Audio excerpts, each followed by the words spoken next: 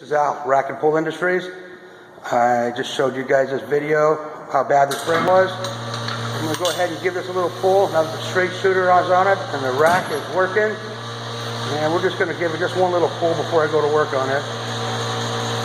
Look at that, will you? See how it's pulling it around? There you go.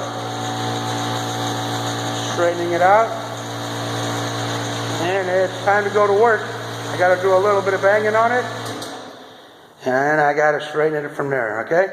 This is how we work at Rack and Pull Industries.